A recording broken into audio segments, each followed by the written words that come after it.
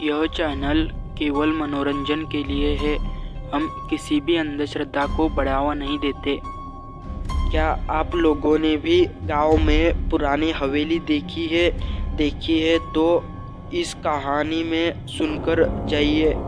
शाम होते होते गांव के बाहर खड़ी पुरानी हवेली काली परछाइयों में डूब जाती थी। कहते थे कि वहाँ कोई नहीं रहता, फिर भी आधी रात को उसके टूटे हुए खिड़कियों से हल्की हल्की रोशनी दिखाई देती थी।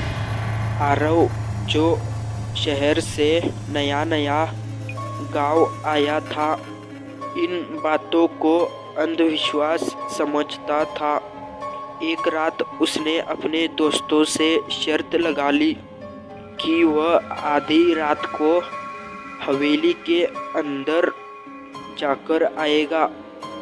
रात के 12 बजे जैसे ही उसने हवेली का भारी लकड़ी का दरवाज़ा धक्का देकर खोला, दरवाज़ा खुद ब खुद चर की आवाज़ के साथ भीतर खिसक गया। अंदर ठंडी हवा में सड़ी गली सी बदबू फैली हुई थी। दीवारों पर पुरानी तस्वीरें टंगी हुई थी, जिनकी आंखें उसे घूरती हुई सी लग रही थी। अचानक ऊपर वाले कमरे से किसी के धीरे धीरे चलने की आवाज़ आई।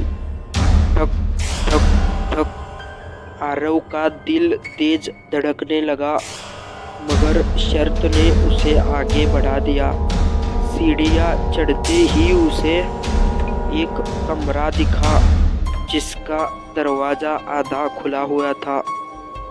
उसने दरवाज़ा धक्का देकर खोला। अंदर एक पुरानी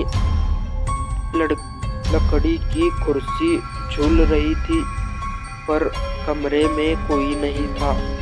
तभी उसने अपनी पीठ पर किसी की फंसी सांस महसूस पलटा। वहाँ कोई नहीं था, लेकिन अगले ही पल उसने आईने में देखा।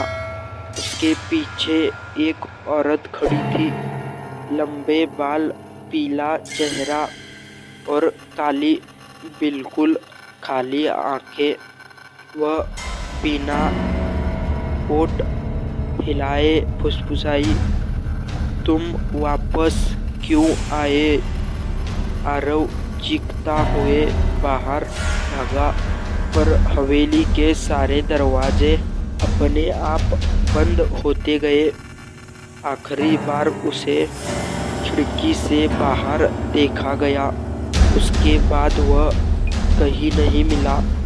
आज भी जो लोग रात को उस हवेली के पास से गुजरते हैं, उन्हें अंदर से किसी के कुर्सी पर झूलने की आवाज़ और एक धीमी फुसफुसाहट सुनाई देती है, तुम वापस क्यों आए?